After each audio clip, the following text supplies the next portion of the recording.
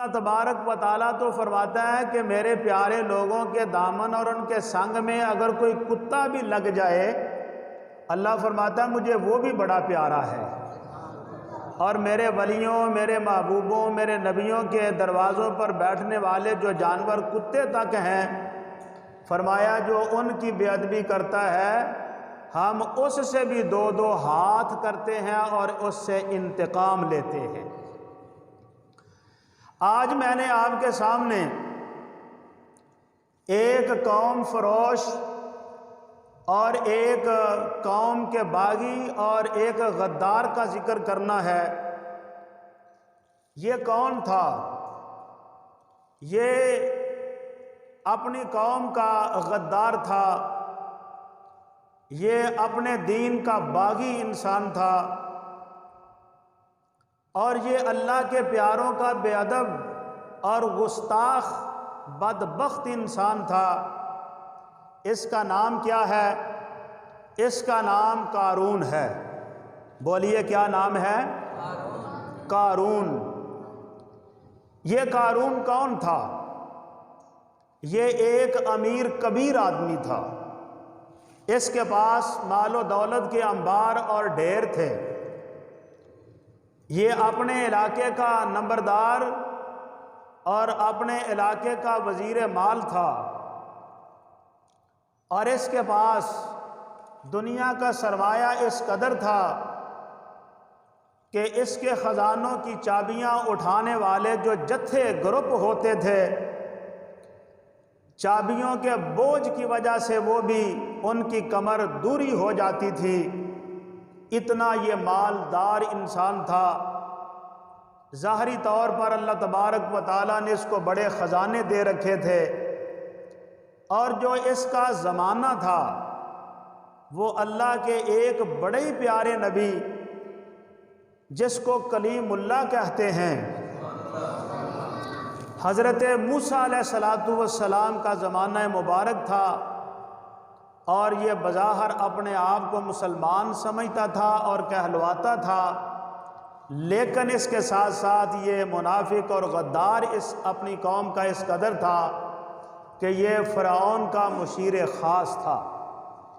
فرعون نے اس کو صرف مسلمانوں کی جاسوسی کے لیے رکھا ہوا تھا، اور اس کو باری برکم تنخواہیں دے کر اس سے اپنا کام لیتا تھا۔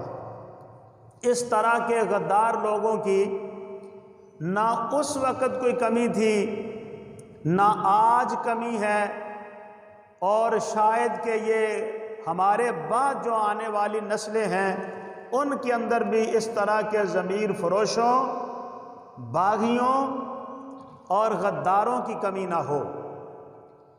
خالق کائنات نے قارون کے جو حالات ہیں وہ اپنے اس قرآن میں رکھے ہیں۔ قارون کے حالات قرآن میں اس لیے نہیں رکھے کہ یہ کوئی بڑا نیکوکار آدمی تھا، آپ اس کے حالات پڑھیں تو تمہیں برکت نصیب ہو۔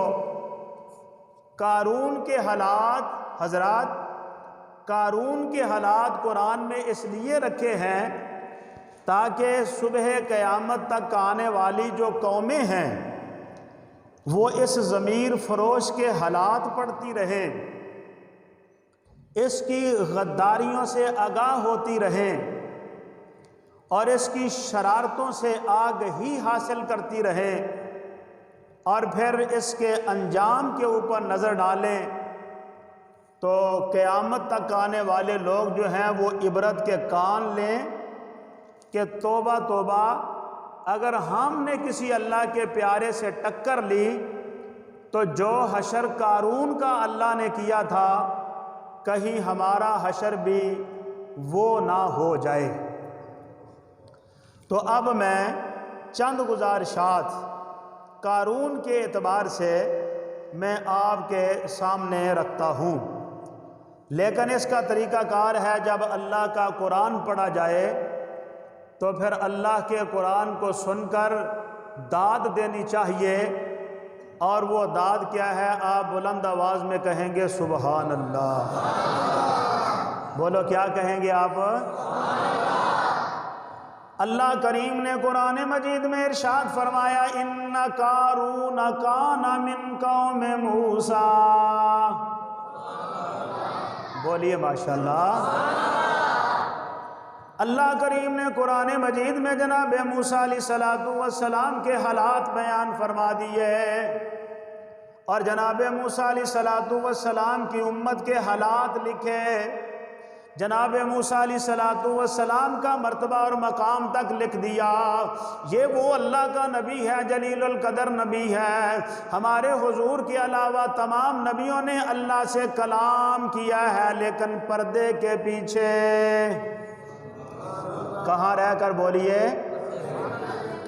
اللہ سے باتیں ہوتی رہیں، اللہ سے رابطے ہوتے رہے، تمام نبیوں کا اپنے اللہ سے رابطہ ہوتا تھا۔ لیکن ہمارے مفسرین کرام نے لکھا ہے کہ ہمارے حضور کو چھوڑ کر باقی تمام نبیوں نے ایک موسیٰ کلیم کو بھی چھوڑ دیں، تمام 1,00,000 کئی ہزار نبیوں نے اپنے اللہ سے ایک مرتبہ نہیں بارہا مرتبہ کلام کیا، لیکن اللہ تعالیٰ نے ان سے پردے کے پیچھے سے کلام کیا۔ لیکن جناب موسیٰ علیہ السلام کی بات ہی کیا کریں، یہ اللہ کے وہ عظیم الشان نبی ہیں جن کے متعلق اللہ کا قرآن اعلان کرتا ہے وَكَلَّمَ اللَّهُ مُوسَىٰ تَكْلِيمًا۔ حضرت موسیٰ علیہ السلام سے اللہ تبارک و تعالیٰ نے براہ راست کلام فرمایا، لیکن اپنے دیدار سے مشرف پھر بھی نہ فرمایا۔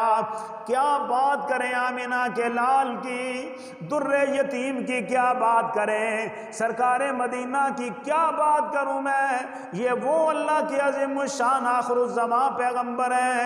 اللہ تبارک و تعالیٰ نے فرمایا میرے حبیب آمینہ کے لال، وہ جن سے میں نے باتیں کی وہ میرے نبی تھے، پردے کے پیچھے رہ کر باتیں کی وہ میرے نبی تھے۔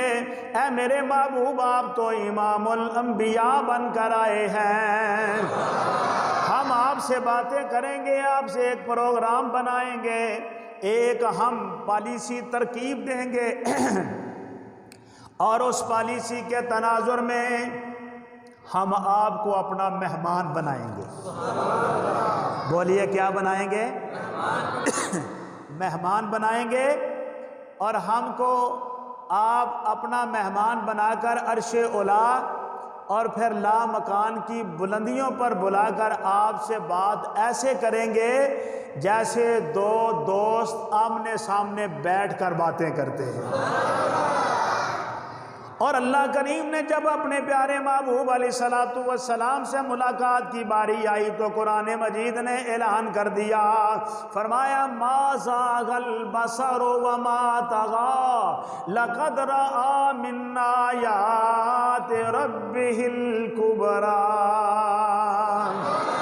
اللہ کے قرآن نے اعلان فرما دیا کہ جب محبوب دو عالم صلی اللہ علیہ وسلم نے اپنے اللہ سے بات کی تو قرآن مجید فرماتا ہے کہ اس وقت اللہ کی ذات اور محبوب کریم علیہ السلام کے درمیان میں کوئی بھی پردہ نہیں تھا۔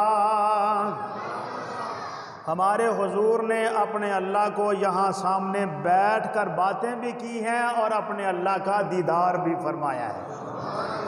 نبی کریم علیہ السلام سے پوچھا گیا آمنہ کے لال ہمارے ماں باپ تمہارے قدموں کی خاک پر قربان ہو جائیں، یا رسول اللہ آپ نے تو اپنے اللہ کا دیدار کر لیا، سن رہے ہو نا، آپ نے تو اپنے اللہ کا دیدار اپنی آنکھوں سے کر لیا، تو یا رسول اللہ ہم غلامان محمد کو بھی یہ رتبہ نصیب ہوگا؟ تو حضور نے فرمایا ہاں ہوگا ضرور، لیکن اس دنیا میں نہیں ہوگا۔ آقا ہمیں کب نصیب ہوگا؟ تو نبی کریم علیہ السلام نے فرمایا جب میدان حشر ہوگا، جنتی جنت میں چلے جائیں گے نا، تو اس وقت اللہ تبارک و تعالیٰ کے حکم سے جنت میں اعلان ہوگا، اے میرے جنتیوں، فرشتے اعلان کریں گے کہ فلاں مقام پر ایک بہت بڑا جلسہ ہو رہا ہے، لہٰذا تم سارے وہاں اس پنڈال، اس میدان اور اس جلسہ گاہ میں پہنچ جاؤ۔ ان جنتی لوگوں کے سامنے جنت کی جنتی سواریوں کو پیش کر دیا جائے گا اور یہ اپنے جنت کی اونٹنیوں پر بیٹھ کر وہاں اس جلسہ گاہ کے اندر پہنچ جائیں گے۔ اللہ تعالیٰ پھر اپنے بندوں سے باتیں کرے گا، آپ مسلمانوں سے اللہ کی باتیں ہوں گی، اور اس وقت رحمت للعالمین صلی اللہ علیہ وسلم نے مسکرا کر فرمایا میرے غلاموں، تم اپنے اللہ سے باتیں کرو گے اور تم اپنے اللہ کو دیکھو گے۔ اللہ تبارک و تعالیٰ اپنے بندوں سے فرمائے گا کیا میرے بندو تم نے دنیا کے اندر میری فرما برداری کا حق ادا کر دیا، اور اس قدر حق ادا کر دیا کہ بڑے شدید گرمی کے عالم میں روزے آتے تو تمہیں بھوک اور پیاس سے کوئی چیز جو تھی وہ منع نہ کر سکتی تھی، اور جب گرمی اور سردی میں نمازیں آتی تو تمہیں گرمی اور سردی اللہ کی عبادت سے روک نہیں سکتی تھی۔ تم لوگوں نے میری عبادت کا اور میری وفا کا حق ادا کر دیا ہے۔ اے میرے بندو تم مجھ سے مانگو، آج جو بھی تم میرے دربار سے مانگو گے تمہارا مہربان خدا تمہیں دینے کے لیے بے قرار ہے۔ اور یہ کہنے کی بات ہوگی تو اللہ تبارک و تعالیٰ کے دربار گوہربار سے پھر تمام پردوں کو ہٹا دیا جائے گا۔ نبی کریم علیہ الصلوۃ والسلام نے جو نقشہ کھینچا، جو حدیث کے لفظ ہمارے حضور کی لسان زبان نبوت کو چوم کر نکلے وہ یہ ہیں۔ حضرت امام بخاری فرماتے ہیں کہ پھر اللہ تبارک و تعالیٰ اپنے بندوں کو اپنا دیدار کروائے گا، اور حضور نے اپنے غلاموں سے فرمایا کما ترون البدر، حضور نے فرمایا تم اپنے اللہ کو ایسے دیکھو گے جیسے تم 14ویں کا چمکتا ہوا چاند دیکھتے ہو۔ چلے بات کہاں سے کہاں تک چلی گئی، تو بات کر رہا تھا کہ یہ جناب موسیٰ علیہ السلام کے دور کا غدار ہے۔ اللہ تعالیٰ نے فرمایا ان قارون کان من قوم موسیٰ فبغى علیہم وآتیناہ من الکنوز۔ بھول جاندے ہو تسی، قرآن سنو لہلہا جایا کرو، کھل کھلا جایا کرو تے مسکرا جایا کرو۔ تسی بڑے خوش قسمت آدمی ہو، تواڈے مقدر دے اندر اللہ دا قرآن آئے تے پیغمبر دا فرمان آئے۔ نبی کریم علیہ السلام کے اوپر یہ قرآن نازل ہوا۔ اللہ نے فرمایا کہ جناب موسیٰ علیہ السلام کے قوم کے اندر ایک غدار تھا جس کا نام قارون تھا۔ یہ وہ قارون ہے، اللہ نے فرمایا فبغى علیہم، جس نے بغاوت کی تھی، جو حضرت موسیٰ علیہ السلام کے دین کا باغی تھا، جو اپنی قوم کا غدار تھا، جو بے وفا تھا، جو ظالم تھا اور ظالموں کا یار تھا۔ اللہ فرماتا ہے جو ظالموں کا یار ہو وہ کبھی میرے محبوبوں کا یار نہیں ہو سکتا۔ اس کا کام تھا کہ یہ بنی اسرائیل جو حضرت موسیٰ علیہ السلام کی مسلمان امت تھی، یہ ان کے اندر کے حالات چرا کر فرعون کو جا کر بتایا کرتا تھا کہ اے فرعون جی اب تمہارے خلاف مسلمان یہ کرنے والے ہیں، وہ کرنے والے ہیں، اب تم یہ کرو تم وہ کرو تاکہ تمہاری حکومت برقرار رہے۔ با الفاظ دیگر میں یہ کہہ سکتا ہوں کہ یہ اپنی قوم کا ظلم خلیل زاد تھا۔ ظلم خلیل زاد کو جو اخبار کا مطالعہ کرتے ہیں وہ جانتے ہیں، یہ امریکہ کا بہت بڑا ایجنٹ ہے جس نے طالبان کے ساتھ امریکہ کا رابطہ کروایا ہے، یا یوں کہہ لو کہ یہ اپنی قوم کا ملالہ تھا جس نے ایک دشمن کے لیے جاسوسی کی اور مسلمانوں کو تکلیف پہنچائی۔ یہ وہ قارون ہے، اللہ فرماتا ہے فبغى علیہم، یہ اپنی قوم کا غدار آدمی تھا، یہ مسلمانوں کا غدار تھا، اور جو مسلمانوں کا غدار ہوتا ہے وہ واجب القتل ہوتا ہے۔ وَآتَيْنَاهُ مِنَ الْكُنُوزِ، اللہ فرماتا ہے ہم نے اس کو خزانے عطا، کنوز کنز کی جمع ہے، ایک نہیں کنوز، یہ جمع کثرت کا صیغہ ہے۔ اور جمع جو کثرت ہوتی ہے وہ 3 سے لے کر لا تعداد عدد تک کا اس کا اطلاق ہوتا ہے، یعنی اس کے خزانے اس قدر تھے کہ وہی 10-50 نہیں بلکہ وہ ہزاروں کی تعداد میں اس کے خزانے تھے۔ یہ بڑا مالدار آدمی تھا، یہ بڑا امیر اور کبیر آدمی تھا، یہ درم و دینار کا مالک تھا، اس کے پاس دنیا کا سرمایہ بڑا تھا، یہ اپنی قوم کا بہت بڑا تاجر آدمی تھا، اس کے پاس اتنے خزانے تھے۔ فرمایا ما ان مفاتحہ لتنوء بالعصبۃ اولي القوہ۔ خزانوں کا تو پتہ نہیں، البتہ قرآن مجید نے ایک نشاندہی کی ہے، فرمایا وہ جتنے بھی خزانے تھے ان کی چابیاں اس قدر تھیں کہ ایک بہت بڑی 15-20 لوگوں پر مشتمل ایک جو جماعت تھی وہ بھی قارون کے خزانوں کی چابیاں نہیں اٹھا سکتی تھی۔ اب چابی کا وزن کتنا ہوتا ہے؟ تولوں میں ہوتا ہے، چلے تولہ نہ لگاؤ، چھٹانکوں میں تو ہو نہیں سکتا، تو آپ خود اندازہ لگائیں کہ جب اس کے خزانوں کی چابیوں کے ڈھیر اتنے تھے تو اب اس کے بلا بینک کتنے ہوں گے۔ لیکن اللہ کریم فرماتا ہے کہ جب ہمارا عذاب آتا ہے، جب بندے کے اوپر بدبختی غالب آتی ہے، اس وقت نہ اس کو مال بچا سکتا ہے، نہ اس وقت اس کی اولاد بچا سکتی ہے۔ مال اور اولاد اس کے لیے تباہی اور بربادی کا باعث تو بن سکتے ہیں، لیکن اللہ کے عذاب سے بولو اسے بچا نہیں سکتے۔ اس نے جناب موسیٰ علیہ السلام کے دور میں رہ کر کسی عام بندے سے ٹکر نہیں لی، یہ کسی چودھری سے نہیں الجھا، یہ کسی MNA MPA سے نہیں الجھا، اس نے جو الجھاؤ پیدا کیا وہ ایک فقیر سے الجھ گیا۔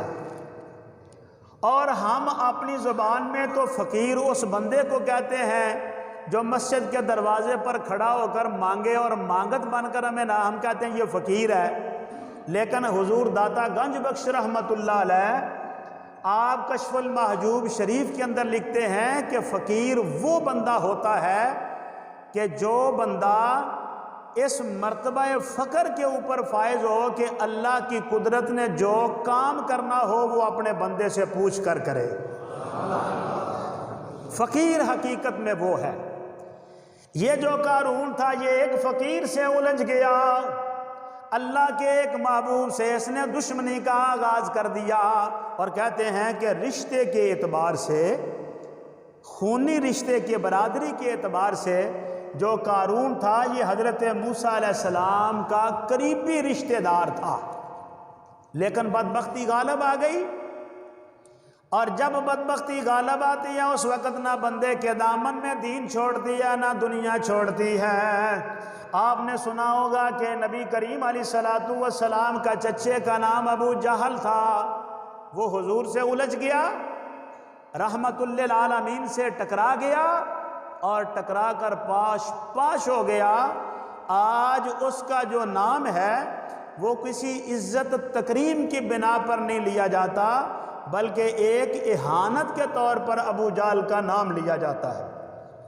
بلکہ ابو جہل دنیا میں ہر وہ بندہ ثابت کر دیا جاتا ہے جس سے ظلم ہو، جس سے زیادتی ہو، جو اسلام کا ڈاکو ہو، دین کا باغی ہو، لٹیرا ہو، عزتوں کا سوداگر ہو، ایسے بندے کو کہتے ہیں یہ تو ابو جہل ہے۔ تو یہ کیوں اس کا مقدر اتنا بھیانک ہوا؟ کیونکہ اس نے ہمارے حضور سے ٹکر لے لی۔ لو جی، جامعہ مسجد فیض مدینہ کے اندر جمعۃ المبارک کی نماز پڑھنے والے میرے مسلمان بھائیوں، اللہ تبارک و تعالیٰ فرماتا ہے لَتَنُوءُ بِالْعُصْبَةِ أُولِي الْقُوَّةِ، خزانے مال و دولت اس کے ہاں بڑا تھا۔ حضرت موسیٰ علیہ السلام آپ پھر بھی اللہ کے نبی تھے اور بڑے رحیم نبی تھے، لیکن یاد رکھنا یہ خالی رحیم ہی نہیں تھے بلکہ اللہ کے نبی بڑے جلالی نبی بھی تھے۔ یہ وہی نبی ہے نا، آپ لوگ ہی مجھے بتاتے ہیں کہ یہ وہی نبی ہے نا جن کے پاس ایک مرتبہ اسرائیل آ گیا بغیر پوچھے، اجازت لیے بغیر آ گیا تو آپ نے ایک تھپڑ جڑ دیا اس کو، یہ وہ نبی ہے نا؟ تو آج اس دنیا نہیں نبی تے بڑا رحیم ہوندا، یہ کی شک ہے کہ نبی رحیم ہوندا ہے، لیکن یہ بھی یاد رکھو کہ نبی دے وجود وچ اللہ نے غصہ بھی رکھیا ہوندا ہے، غصہ بھی رکھیا ہوندا ہے۔ تو یہ بڑے رحیم نبی تھے اس اعتبار سے کہ اللہ کی مخلوق دوزخ سے بچ جائے، لیکن کیا کریں کہ یہ قارون کے اوپر بدبختی اس قدر غالب تھی کہ جناب موسیٰ علیہ السلام نے اسے بار بار سمجھایا کہ تم اپنی حرکتوں سے باز آ جاؤ، لیکن یہ باز نہ آیا، بار بار سمجھایا، پھر سمجھایا، اس کو علیحدگی کے اندر بھی سمجھایا اور خلوت کے اندر اور جلوت کے اندر بھی سمجھایا، ہر ممکن کوشش کی کہ یہ اللہ کے عذاب سے بچ جائے، اللہ کی ناراضگی سے بچ جائے، اللہ کے غصے سے بچ جائے، اور یہ راندہ درگاہ نہ ہو، یہ باز آ جائے اور یہ اللہ کی نعمتوں کا حقدار اور وارث بن جائے۔ لیکن مجھے قرآن مجید نے بتایا کہ حضرت موسیٰ علیہ السلام نے جب اسے یہ کہا لا تفرح، اے قارون جی اپنے مال و دولت کے نشے میں متکبر نہ ہو جاؤ، یہ تمہاری دن رات کی حرکتیں، یہ مت خیال کرنا کہ ہمیں پتہ نہیں، فرمایا ہم دیکھ رہے ہیں، صبح تم ہمارے درمیان ہوتے ہو اور تمہاری راتیں فرعون کے ہاں گزرتی ہیں، تم اپنے مذہب کے غدار ثابت ہو رہے، باز آ جاؤ۔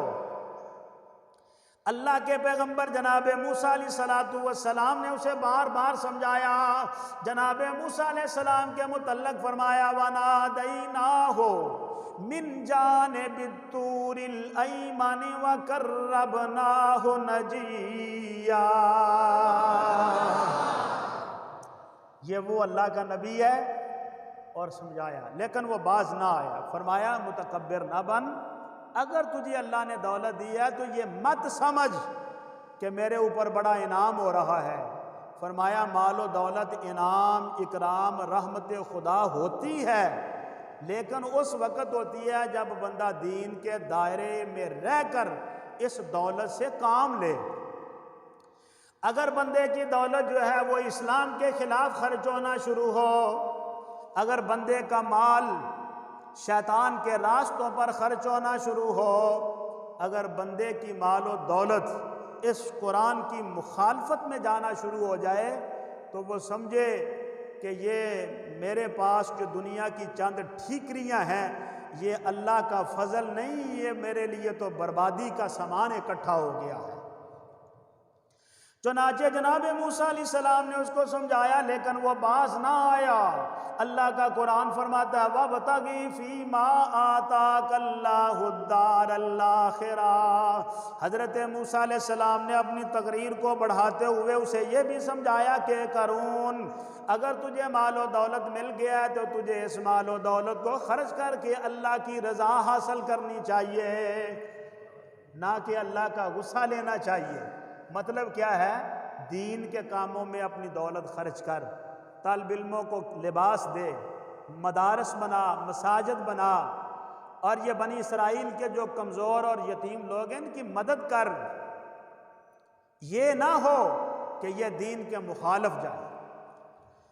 مگر جناب موسیٰ علیہ السلام کے سمجھانے کے باوجود بھی حضرت موسیٰ علیہ السلام نے پھر یہ بھی کہا وَلَا تَبْغِ فِي الْأَرْضِ وَلَا تَبْغِ الْفَسَادَ فِي الْأَرْضِ إِنَّ اللَّهَ لَا يُحِبُّ الْمُفْسِدِينَ، فرمایا فساد برپا نہ کر، کود نہ، جے چار ٹھیکریاں آ گئی ہیں تے جر کے کھا۔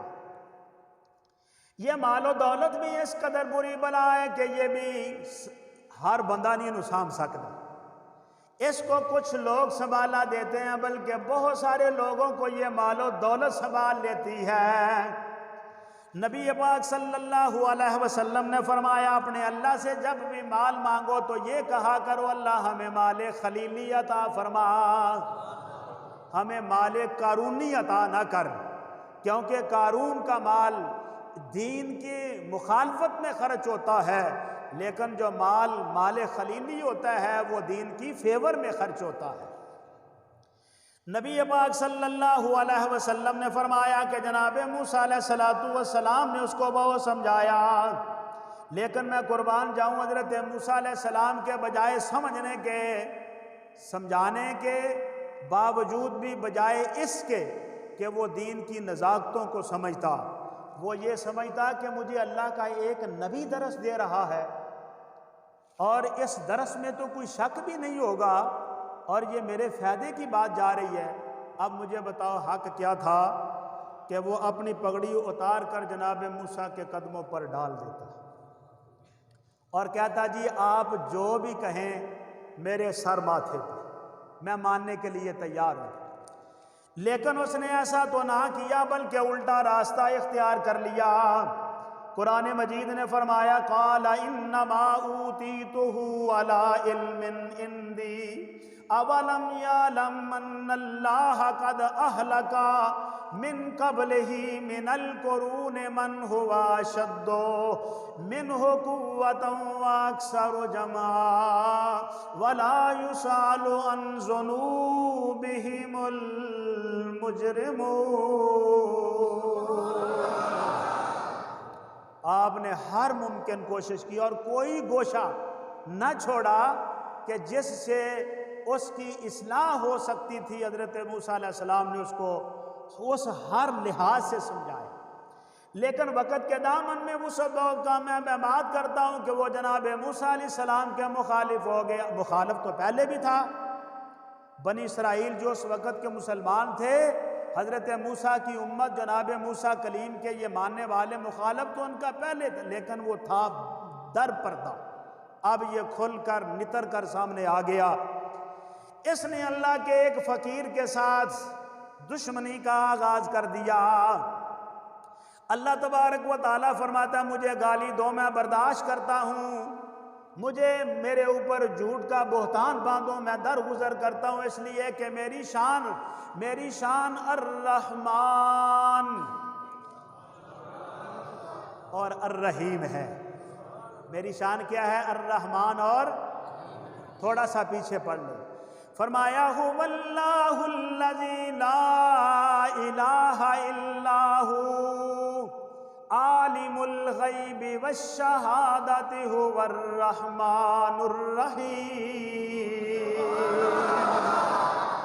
فرمایا مجھے گالی دو، مجھے پتھر مارو، میری شان میں بکواس کرو اور میرے اوپر بہتان باندھو، جو بھی کہنا ہے کہہ لو، فرمایا میں برداشت کرتا ہوں، لیکن میری برداشت کا پیمانہ اس وقت لبریز ہو جاتا ہے، چھلک پڑتا ہے جب تم میرے علی حجویری کو گالی دیتے ہو، جب تم غوث جلی کو گالی دیتے ہو، جب میرے پیارے سے الجھتے ہو، تو فرمایا پھر میرا قانون حرکت میں آتا ہے اور ہم انتقام اور بدلہ لیے بغیر کبھی بھی اپنی جگہ سے نہیں ٹلتے۔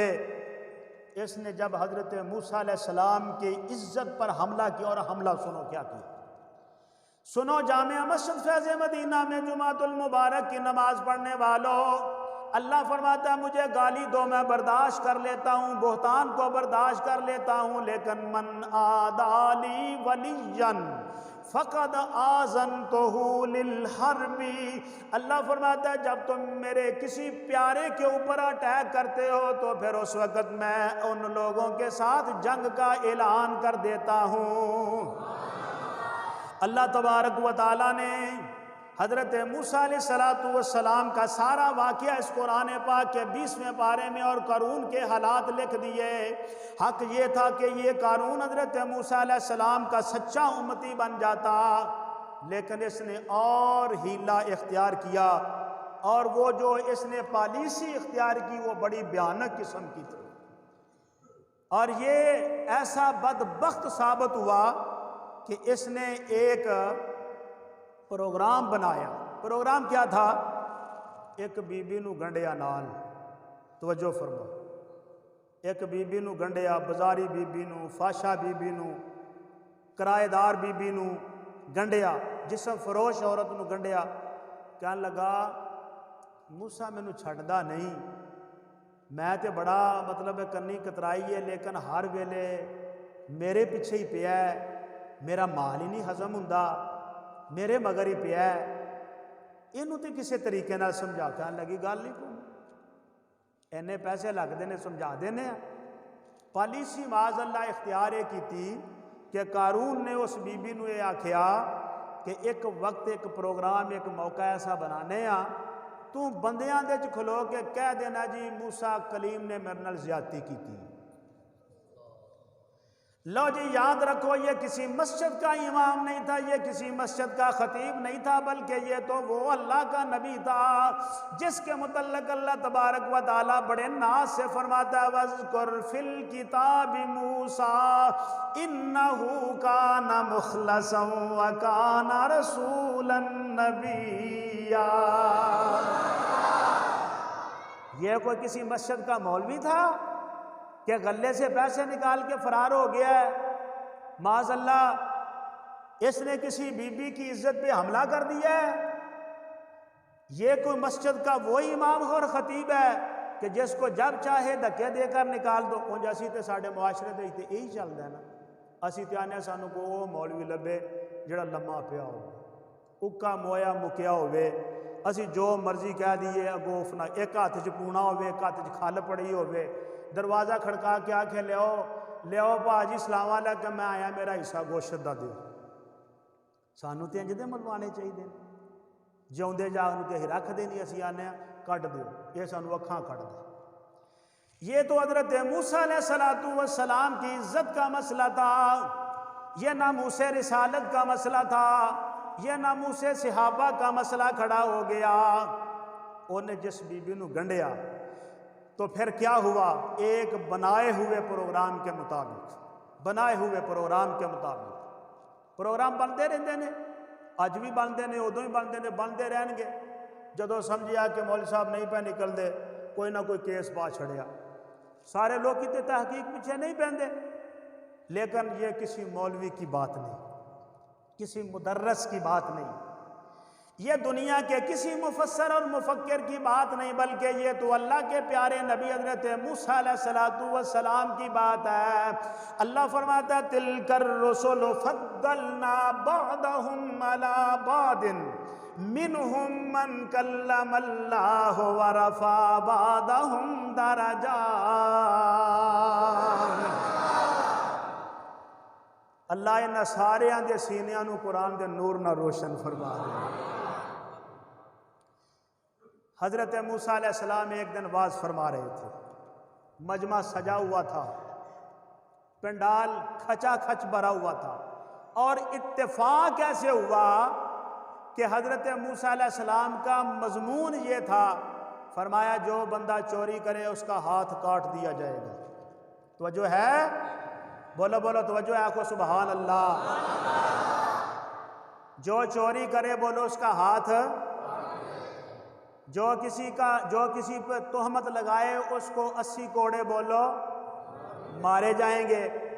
اور آپ نے یہ بھی فرمایا کہ جو کسی کی عزت لوٹے، معاذ اللہ کسی بی بی سے زیادتی کرے، فرمایا اس کو سنگسار کیا جائے گا۔ یہ جو قارون تھا یہ دنیا کا لعین انسان، یہ بھی اس مجمع کا حصہ تھا۔ جب حضرت موسیٰ علیہ السلام نے یہ کہا تو یہ ایک کونے سے کھڑا ہو گیا اور کہنے لگا اے موسیٰ علیہ السلام جی، فرمایا جی یہ جڑے مسئلے بیان کر دیو لوکاں واسطے نے کہ یہ تواڈے واسطے بھی نے؟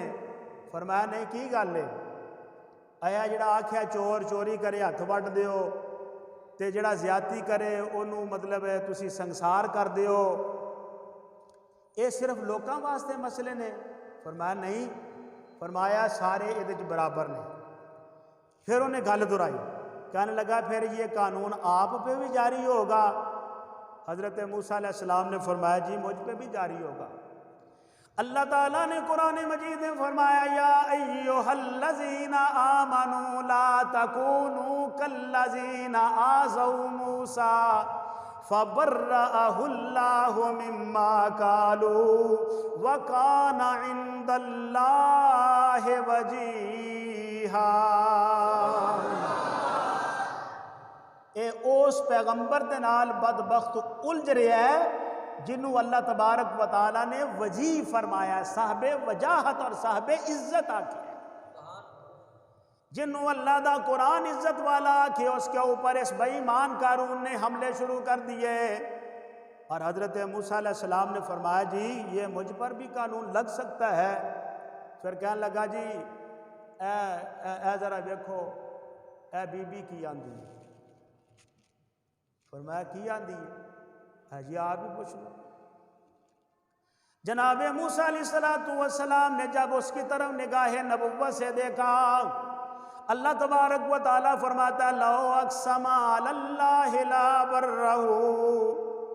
حضور فرماتے ہیں کہ اللہ کے کچھ بندے ایسے ہوتے ہیں جن کے کپڑے پرانے، بال بکھرے ہوئے اور پاؤں میں جوتا نہیں، لیکن اللہ کے اتنے پیارے بندے ہوتے ہیں، اتنے پیارے بندے ہوتے ہیں کہ اگر وہ کسی کام کے کرنے پر قسم اٹھا لیں، اللہ فرماتا ہے بس بس اب ہمارا قانون معطل ہے، ہم اپنے یار کی تدبیر کو معطل نہیں کریں۔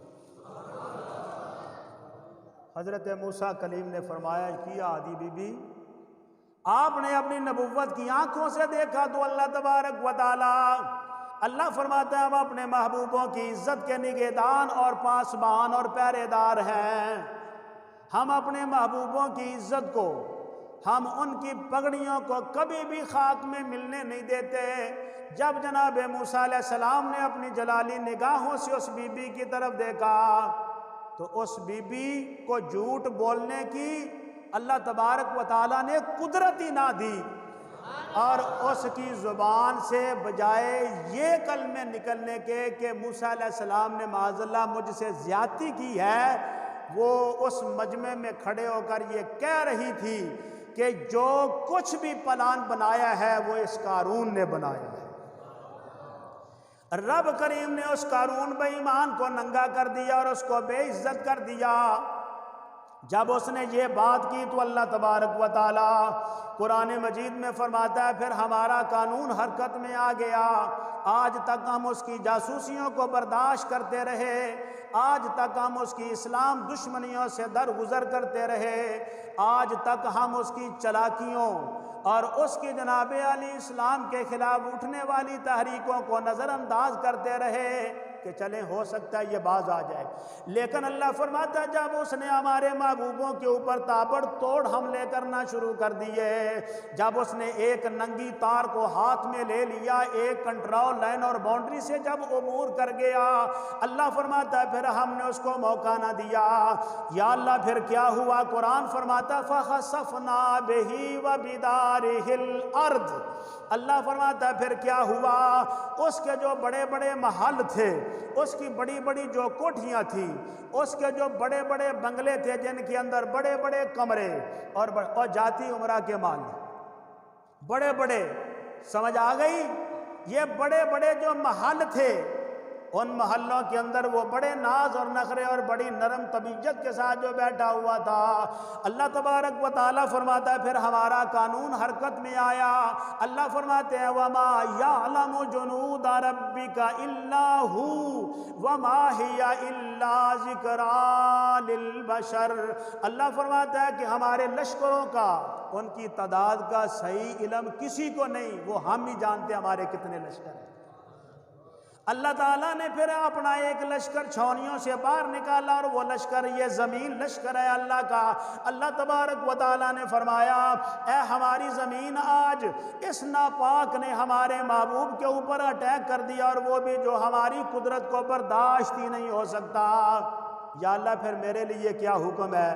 فرمایا اپنا سینہ چیر لے اور اس بے ایمان کو اور اس کے محلوں کو اور اس کے خزانوں کو اپنے شکم میں غرق کر دے۔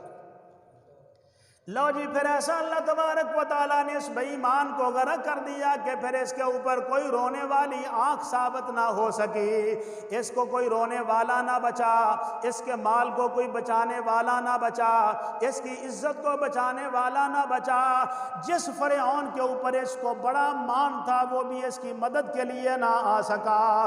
قرآن مجید فرماتا ہے فَخَسَفْنَا بِهِ وَبِدَارِهِ الْأَرْضِ فَمَا كَانَ لَهُ مِنْ فِئَةٍ يَنْصُرُونَهُ مِنْ دُونِ اللَّهِ، اللہ کو چھوڑ کر پھر اس کائنات کے اندر اس قارون کو کوئی بچانے والا ثابت ہی نہ ہو سکا، کوئی بھی اس کی مدد کو نہ آیا، اور خدا نے اس کو غرق کر دیا۔ کب؟